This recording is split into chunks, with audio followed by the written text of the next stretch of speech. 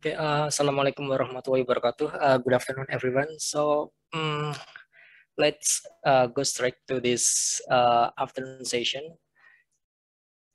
In this meeting, we will focus on job search writing and graduate university admission. Oke, jadi kita fokus pada job search writing. Jadi ketika nanti teman-teman lulus, kita lulus gitu ya, kalian lulus dari undergraduate program, kan pasti ada banyak pilihan kan, mau lanjut untuk ke company, ke perusahaan, atau misalnya mau studi lanjut. Oke, jadi kita akan bahas sedikit masalah terkait application yang seharusnya disiapkan atau dipersiapkan sebelum kita masuk ke dunia pasca kampus kayak gitu. Kalau misalnya kita lihat di beberapa lowongan pekerjaan, entah itu job opportunities atau misalnya scholarship, beasiswa, atau misalnya mau studi lanjut ke dalam negeri maupun luar negeri, university admission, jadi persyaratan masuk perguruan tinggi, biasanya kita familiar dengan cover letter, kemudian curriculum vitae, recommendation letter, dan lain-lain kayak gitu. Sebenarnya ada banyak sebenarnya, cuman kita akan fokus ke tiga ini utamanya, cover letter, CV, sama recommendation letter. Ada banyak sebenarnya dokumen-dokumen lain, cuman kayaknya bisa dipelajari like independent study gitu di luar kayak gitu. Cuman kebanyakan mistakes atau kesalahan yang biasanya kita temui adalah di cover letter, CV, sama recommendation letter kayak gitu. Oke, jadi untuk cover letter itu berbeda sama CV ya. Jadi kalau CV kita bisa nyebutnya sebagai curriculum vitae atau vitae kayak gitu. Untuk cover letter beda. Jadi untuk cover letter itu fungsinya untuk introduce you and your resume to an employer. Jadi misalnya gini, kita pengen apply suatu job gitu ya di maybe in multinational company, atau misalnya kita pengen lanjut ke master program di luar negeri, entah itu di Jepang, Australia, Amerika, Europe, dan lain-lain kayak gitu. Nah, untuk apa istilahnya, kayak pengantar gitu loh, surat pengantar apa yang kita inginkan dengan CV kita, kemudian dengan adanya lowongan pekerjaan entah itu di perusahaan ataupun itu di universitas kayak gitu. Nah, itu fungsinya seperti itu. Jadi untuk cover letter adalah untuk menjembatani apa tujuan kita menghubungi perusahaan itu atau universitas itu dengan melampirkan CV yang kita punya kayak gitu. Kemudian explains why you are writing or applying for the job. Jadi cover letter kayak menjelaskan kenapa kamu menulis atau apply di job tersebut, di posisi tersebut. Kemudian details why you are a good match for the organization and the position. Jadi kita perlu menjelaskan detail bahwa kenapa kita adalah kandidat yang tepat untuk organisasi itu. Misalnya kita pengen apply di PP atau Wika kayak itu kan, Jakarta, atau misalnya di BUMN lain, kita kan pasti pengen menonjolkan apa sih kualifikasi kita itu yang akhirnya itu sangat pas atau untuk direkrut di perusahaan itu kayak gitu. Kemudian kita bisa demonstrate your abilities and helps to establish your credibility. Kemudian draws your readers' attention to specific qualification. Provide a sample of your writing and communication skills, dan explains when you plan to contact your prospective employer. Jadi kurang lebih seperti itu intinya untuk tujuan cover letter. Ketika kita mau apply a job atau apply beasiswa biasanya, atau apply ke supervisor pembimbing di luar negeri atau di dalam negeri pengen studi lanjut, kira-kira seperti itu. Nah, apa syaratnya agar cover letter kita adalah cover letter yang efektif? Kita perlu meng-highlight the qualification related to the position as laid out in the job criteria. Jadi kita perlu meng-highlight kualifikasi yang sama dengan lowongan pekerjaan yang ditawarkan. Jadi misalnya seperti ini, ada job opportunities, job vacancy gitu ya, job vacancy di bidang geoteknik misalnya, geotek. Oke, sebenarnya kita punya banyak keahlian ya. Misalnya kita bisa implementasi atau aplikasi software di bidang geotek, struktur manajemen, hidro, dan lain-lain kayak gitu. Cuman kita kan akan apply-nya di geotechnical engineers gitu kan. Jadi sebenarnya yang perlu di-highlight nanti di cover letter-nya adalah yang di bidang geoteknya aja. Jadi untuk yang lain-lain mungkin ditulis sekilas bahwa kalian punya skills itu, tapi di geotek punya ini kayak gitu. I think we should prove that you align well with the organization and that you meet the job requirements. Jadi kita perlu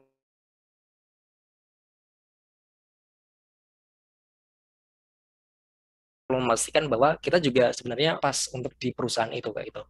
Kemudian provides contact information and a plan for future contact. Jadi kita perlu juga untuk melampirkan kontak yang bisa dihubungi agar mudah untuk komunikasi antara kita dengan yang kita tuju perusahaan itu kayak gitu. Maybe we can take an example later. Sebelum kita nulis juga, kita perlu learning about the job. Jadi, your ability to learn that needs of your readers will help you write a cover letter effectively. Jadi, kalau misalnya kita udah tahu pekerjaannya seperti apa, kita bisa menulis cover letter yang lebih efektif. Jadi, kalau misalnya kita menulis tanpa ngerti kita apply job apa, kemudian itu nanti di perusahaan seperti apa, mungkin saya sebagai recruiter gitu ya misalnya, itu akan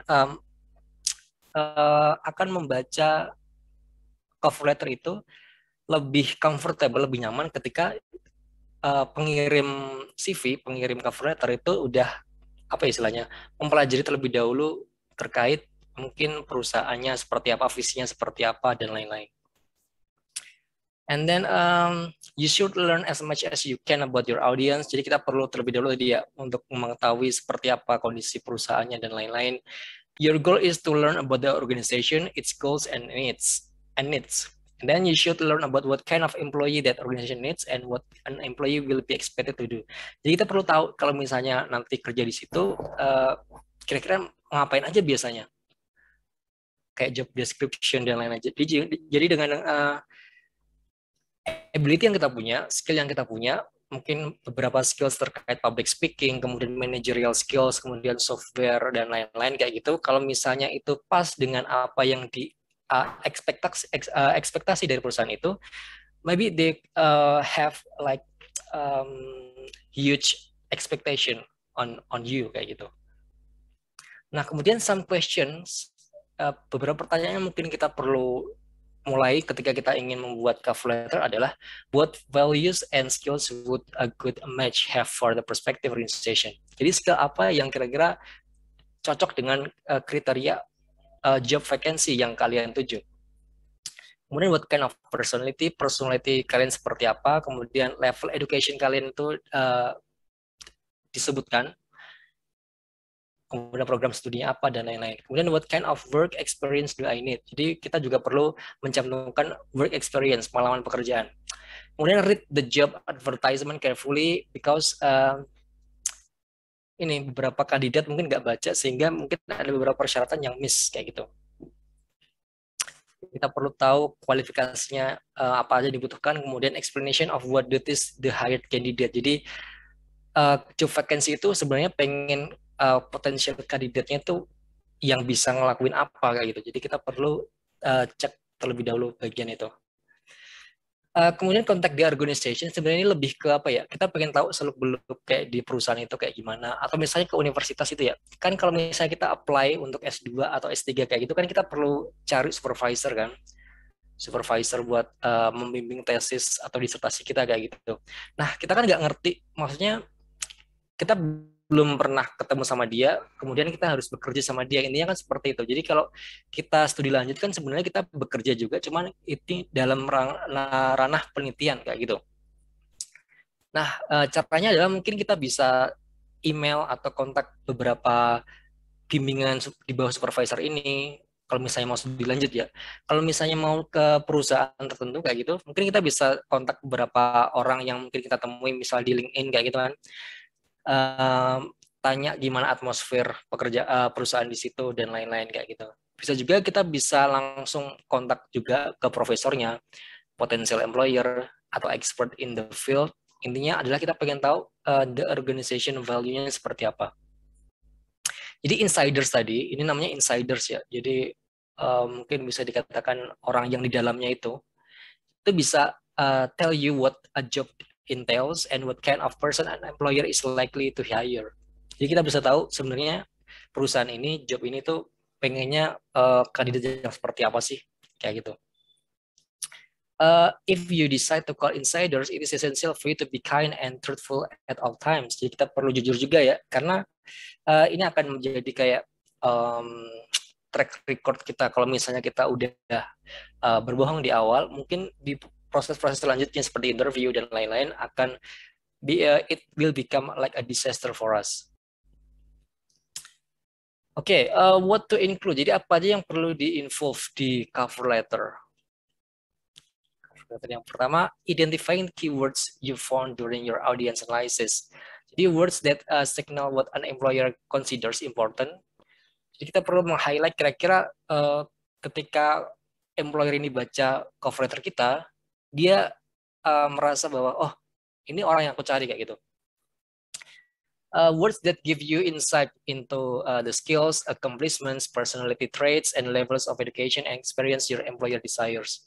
Jadi ini juga perlu dicek kualifikasinya yang perlu dipenuhi oleh kandidat itu kira-kira seperti apa kayak gitu.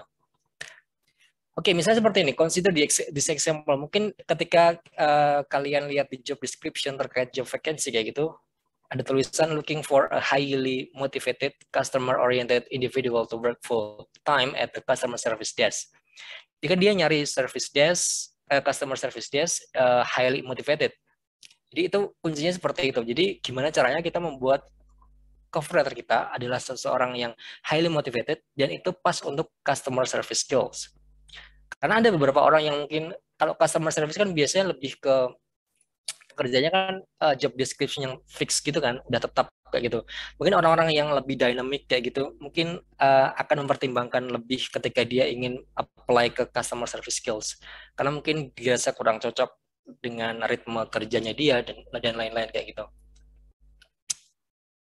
Oke, deciding which qualification to include. Jadi intinya adalah try to answer the question about how can I help the organization. Jadi bagaimana kemampuan saya, pendidikan saya, terus kualifikasi saya itu bisa membantu perusahaan itu untuk mencapai tujuannya.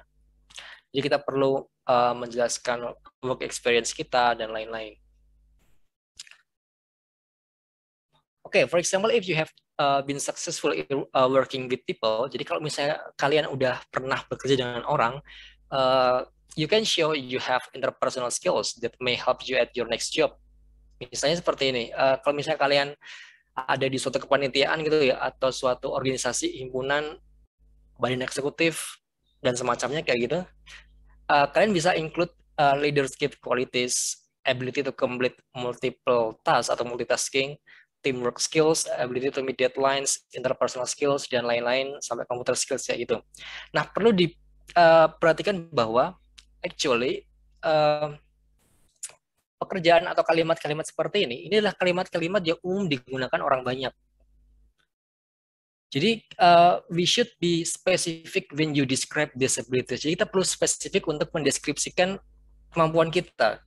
Jadi kalau misalnya kita menggunakan just using the terms will not help you. Jadi misalnya kita cuma pakai terms ini, terms yang pasaran kayak gini, this will not help us too much. Karena kalau beberapa orang ketika nulis di cover letter pasti akan nulis I have a good teamwork skills, I have a good interpersonal skills dan lain sebagainya. Employers have seen them before. Jadi pasti orang-orang SDM yang berpengalaman beberapa tahun pasti kan udah pernah atau baca ratusan atau bahkan ribuan gini kan cover letter gitu kan.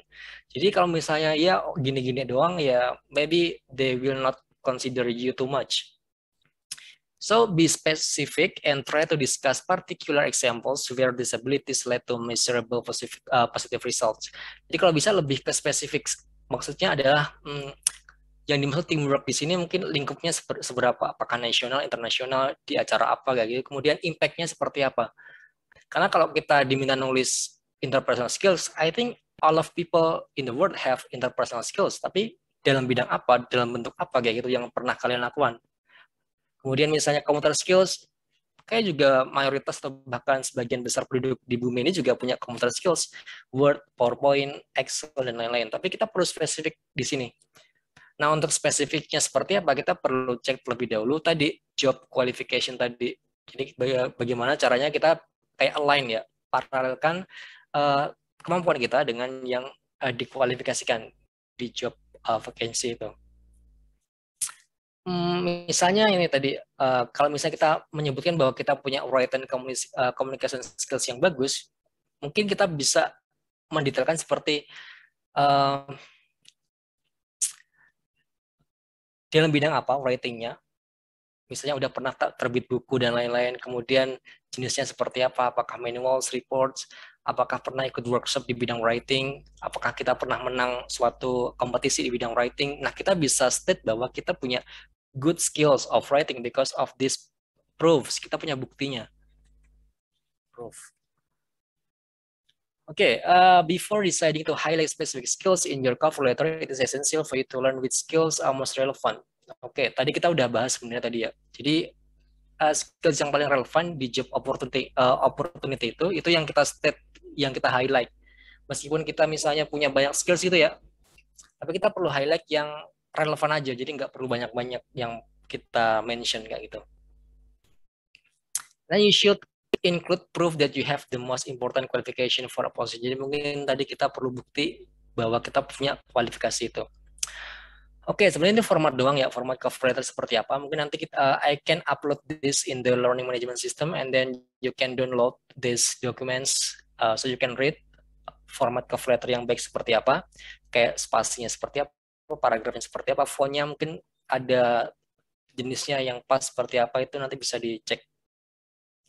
Nah, sebenarnya untuk structure dari cover letter itu kurang lebih seperti ini. Kita punya heading, introduction, argument, and closing. Jadi cuman kayak 4 bagian.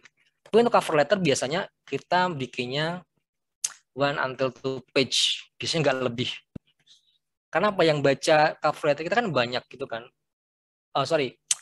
Recruiter atau SDM, employer atau professor kayak gitu yang kan mereka pasti akan menerima banyak email atau dokumen yang banyak, mungkin tiap hari, tiap pekan kayak gitu. Jadi mereka kalau misalnya baca 3-4 halaman itu, I think they will delete our application. Jadi kayaknya 1-2 page itu udah mewakili harusnya. Jadi gimana caranya dalam 2 halaman itu kalian menyebutkan all the qualification that you have. So kalau kalian suitable with the position. Oke, tadi cover letters yang buat ini ya, general application for job. Nah, apa bedanya dengan academic cover letter? Sebenarnya nggak ada bedanya sebenarnya. Cuman untuk cover letter yang biasa, business cover letter itu kita ini sectionnya di bisnis dan lain-lain itu lebih ke tujuannya ke employer kayak gitu. Tapi kalau academic cover letters lebih ke supervisors, rektor, dekan, profesor, peneliti, dan lain-lain. Ini lebih ke academic konteks. Bedanya apa dengan academic and business cover letters? Tadi ya, ini kurang lebih sama sebenarnya untuk formattingnya seperti apa. Mungkin yang paling beda adalah untuk menonjolkan highlight the accomplishments. Accomplishments during your graduate education in research. Jadi pengalaman kita dalam penelitian, kemudian mengajar, ketika menjadi asisten dosen seperti itu, atau misalnya kegiatan-kegiatan di departemen, misalnya menjadi asisten untuk akreditasi, asisten untuk mengurus suatu kegiatan yang berhubungan dengan akademik, webinar, dan lain-lain. Oke, usually 1.5 to 2 pages long, but not more than 2. Jadi biasanya juga sama, kita 1,5 halaman atau 2 halaman itu paling banyak kayaknya 2 halaman itu. Jadi kita, atau misalnya untuk bikin cover letters biasanya nggak lebih dari 2 halaman.